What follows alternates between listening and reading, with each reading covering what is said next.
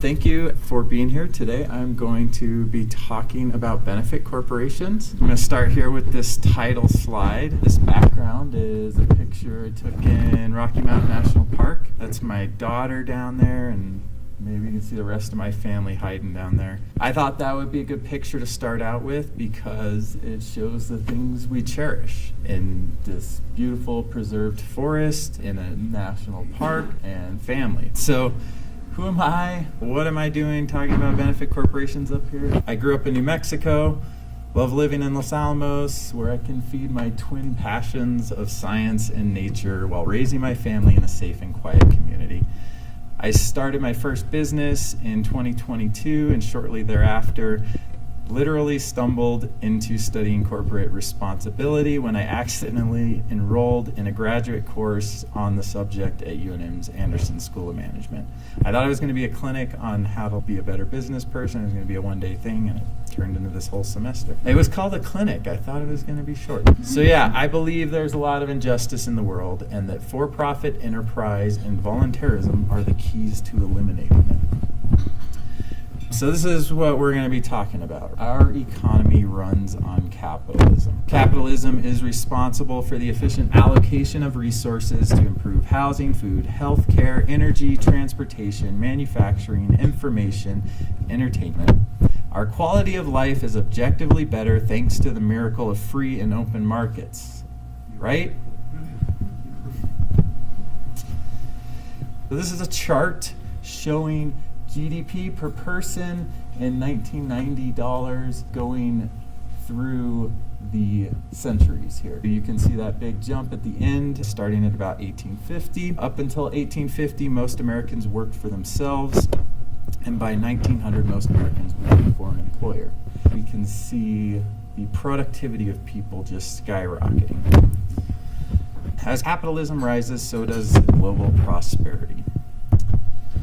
Does anyone know who this guy is shaking Reagan's hand? This is the recipient of the 1976 Nobel Prize for Economics, Milton Friedman.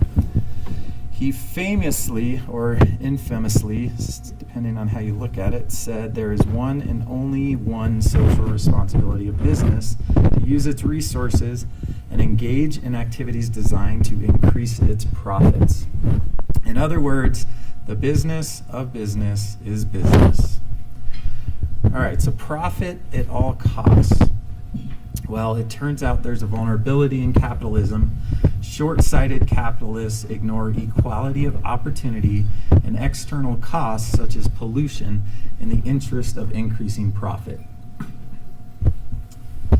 It may work in the short term, but the societal costs eventually add up and cancel any short-term gains. These are some pictures also from Kilimanjaro. On the right is one of the waning glaciers. Experts predict that there will be no more glaciers by 2030 on top of Kilimanjaro. And over here's one of the porters, which during my trip I just couldn't feel but that I was exploiting them because they were working so hard for so little money. And they're out there just rocking it. It's amazing. This is Konstantin Kisin. He's a Russian-British comedian and political commentator. He does podcasts and YouTube shows. And I like the way that he describes capitalism here. He says, capitalism means you have the opportunity to use your talents to produce things you share with other people, and if they are a value to others, you will be rewarded in a relatively fair system. Do we have a fair system where multinational corporations pay less taxes than Jimmy Carter? Where young people have to wait until they're 40 to buy a house? Is that capitalism the way it was intended? All right, we've kind of talked a little bit about the impacts of capitalism. Fortunately, we as a society become more educated, and some entrepreneurs are beginning to realize that stakeholders as well as shareholders are necessary for prosperity. In the modern business model, we are looking at shifting from a shareholder business model to a model where stakeholders and shareholders' values are considered. We are seeing that the demand for responsible business is rising. There is predicted to be 84% growth in ESG investments by 2026. 80% of the world's largest organizations are using GRI standards. That's a global accountability reporting system. And it's also estimated by 2026 that it'll cost $1.3 trillion to businesses for climate-related events. Other people are beginning to realize the negative impacts of short-termism, and so the economic winds are changing in favor of businesses that are accountable to more than just shareholders. Some other tools in the battle for corporate responsibility here.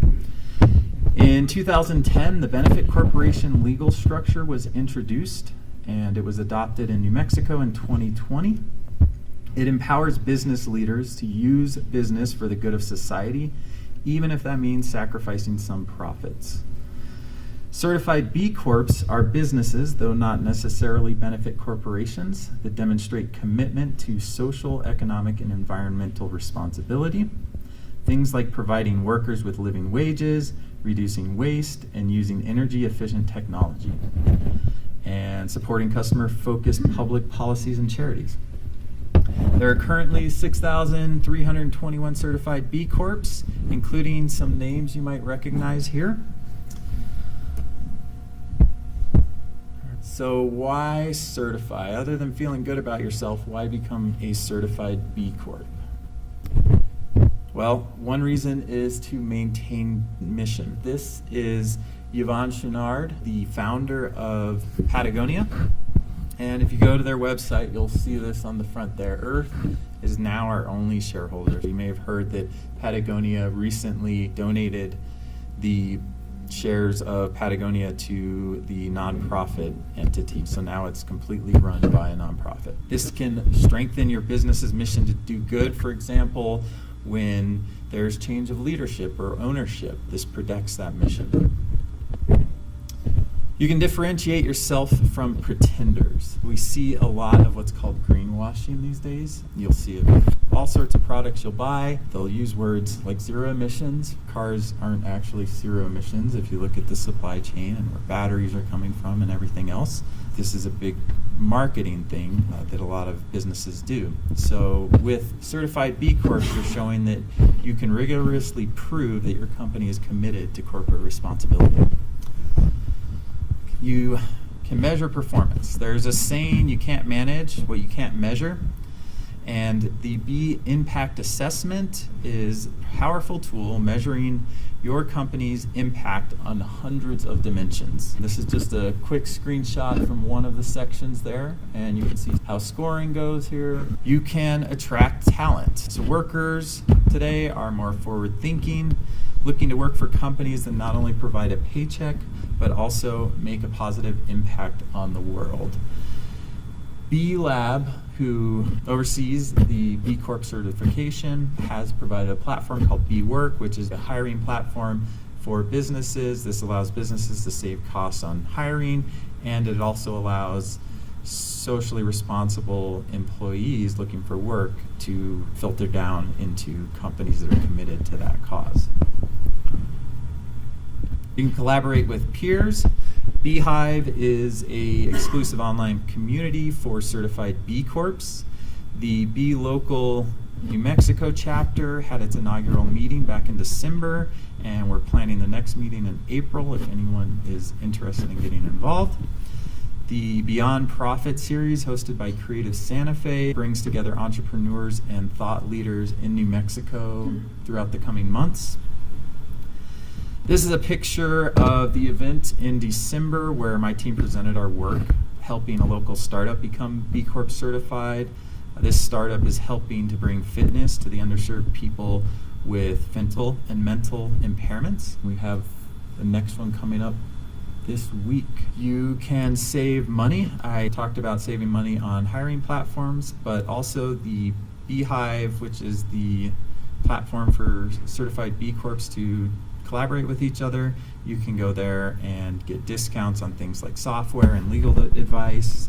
It's kind of like a nonprofit. You can often get discounts for benefit corporations.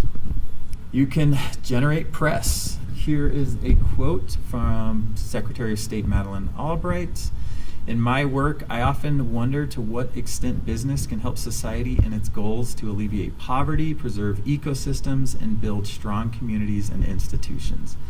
B Lab has proven that there is a way. The B Corp movement shows us that business, the driving force of our economy, can be an agent of change and live up to society's standards. And growing in this movement, and your company can ride that wave. The B Impact Assessment is the primary tool for companies to use to become B Corp certified. It evaluates companies based on 5 categories: governance, workers, community, environment, and customers. A company must score at least 80 to be B Corp certified and must recertify every year. Some companies have scored over 200 on the assessment. The assessment is constantly changing to keep up with new information. So that's one of the reasons you got to certify every year. The BIA is what I studied last semester and what I am looking to help other businesses with.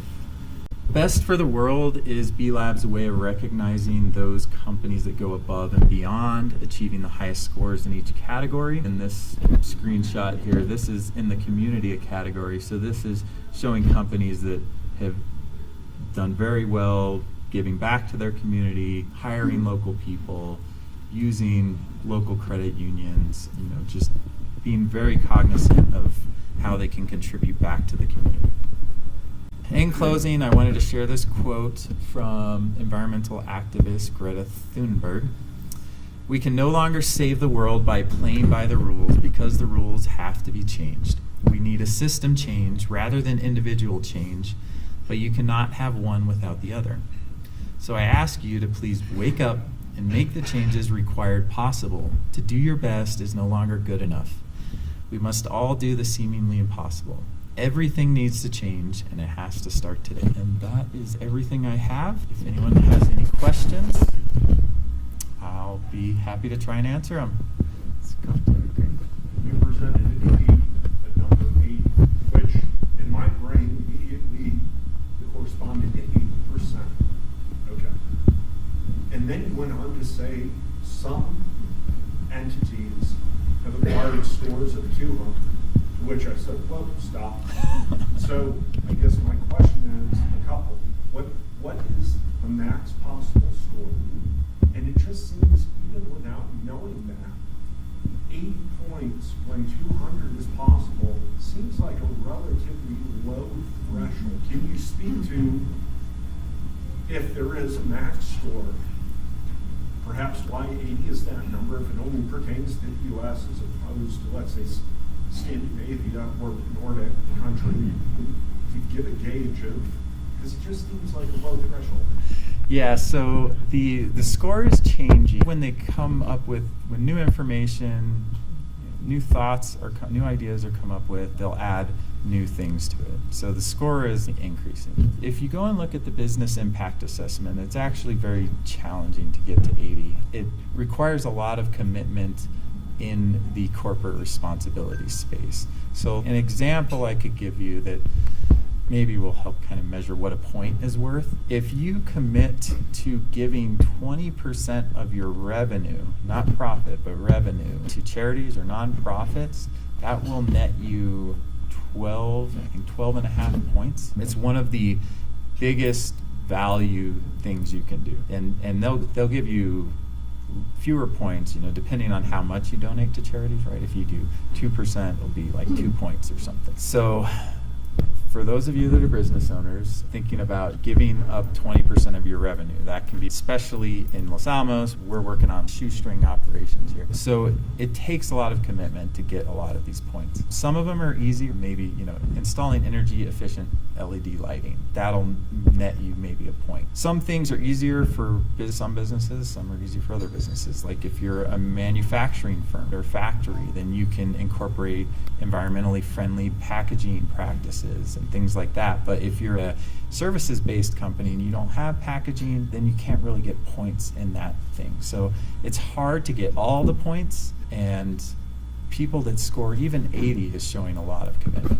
You say that 12 points is a result of one of the biggest point generating actions you can take, and that's maybe 1/6. Okay, so I can't be a dirtbag and sneak in on your own. I've spent a lot of time looking at it and figuring out how you could game the system, and there's a lot of low-hanging fruit that you can get, and it's good, right? You're still doing good things by doing it, but to get to 80, you're going to have to make some commitments. I had noticed that I was reading up a little bit on this last night because I didn't want to show up looking like a moron, but I noticed that a company can receive 80 out of 200 without even ensuring that they have core things like labor rights or collective bargaining or freedom of association, and without doing anything like on the human rights side of it or the well-being of people who come to work for those companies. I hear you talk a lot about the environmental stuff, but I'm curious as to how does that figure in the overall picture, the well-being of the employee themselves. And the other one was, how are you reaching out to companies? I saw the companies that you listed on the Ed 1 page, but what about how do you approach companies like within our area? And obviously the lab would be the biggest one could be approached on this kind of thing. So you could talk a little bit. Yeah, so you're right. There's the 5 categories. You could be completely deficient on the workers category or the customers category, which are the 2 people-focused categories, and then score very well in the other category. There has been some controversy. I think in the article that I gave you, it had at the end some critical opinions about B-Lab and the fact that some controversial companies like oil companies and things like that have been able to get B Corp certified. So there's definitely things that we need to think about, room for improvement. And you're right, it's possible to become B Corp certified, and if all you do is look at the number, then that's going to hide those deficiencies. You can go to the B Corp website and look at that company, and it'll show in detail exactly how they scored in each category. So that's one way if you want to be more informed about how the company is getting B Corp certified. So getting the outreach, like local outreach for this, I'll admit that I have not put in as much time as I should getting awareness of this out. This is kind of what this talk is about, hopefully. And with the lab, that's actually something after taking this class, I've been seriously considering seeing if the lab will make a new position, like a benefit director type position. They have the community partnerships office, which works with the communities, mostly economically focused, and then they have several organizations working on the environmental side of things, but I don't think they have a person that is just dedicated to how much good can the lab do, and that's just their full-time job at a holistic level, right? Like looking across all the categories, talking about accountability, talking about economic responsibility, social, environmental, all of that. I engage a lot with the community partnerships office on projects and various other people that are trying to do good for the community. I would like to just continue pursuing, strengthening those ideas. Walmart is not B Corp certified. I don't know if I can make qualified opinions about Walmart. Bigger corporations seem to have a harder time. So like Patagonia, they are kind of a poster child, and they're pretty big company, and they have scored very well. That's kind of where the lab, there's a challenge there, right? Because you have a very big organization that's very hard to change. Baby steps is the best we can hope for. Thank you, James. That was very, very interesting. Will you be around for Yeah, I can